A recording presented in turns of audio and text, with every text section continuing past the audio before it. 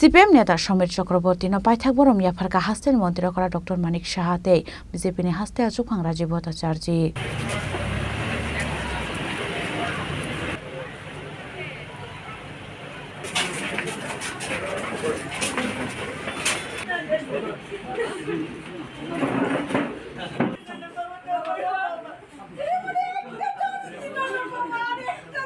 ফাশালো থৈ থাंनाय সমীর চক্রবর্তী নগ থাঙ্গै নুখুনি বড় রগ্ন খা খামানি ইয়াফারকা হাস্তিনি মন্ত্রী রকরা ডক্টর মানিক সাহাতে বিজেপি হাস্তে আচুখাং রাজীব ভট্টাচার্য সাংরংশাল হরদীপুর হাস্তিনি কাইসা প্রাইভেট হসপিটাল চখাবিনি লাংমা না প্রবীর চক্রবর্তী এবং ওনাদের ফ্যামিলির সাথে আমার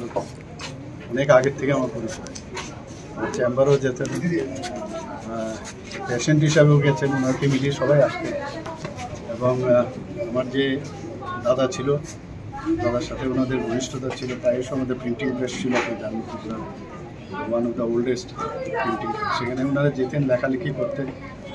তো আমার চেম্বারও মাঝে মাঝে এসে বসতেন মানে দেখতাম আমি পত্রিকা নিউজগুলো দেখতেন অনেকদিন ধরে ওনার সাথে আমার পরিচয় ফ্যামিলির সাথে পরিচয় তো অত্যন্ত মানে বয়স খুব বেশি একটা আহামরি কিছু হয়নি কিন্তু ওদের থেকে 1-2 বছরের বড় হয় তো যা শুনলাম মানে ঘটনা কীভাবে ওনার কী সমস্যা হয়েছিল হাই ব্লাড সুগার ছিল এবং ওনার প্রোস্টেটেও সার্জারি হয়েছে পরে বললো যে ইন্টেস্টাইনে ইনফেকশন হয়েছে সার্জারি হয়েছে ইন্টেস্টাইনে কিছুটা পার্ট ইন্টেস্টাইনের বাদ দিতে হয়েছে আইএলএসে ওনার শেষ নিঃশ্বাস নিতে তো সত্যিই খারাপ লাগছে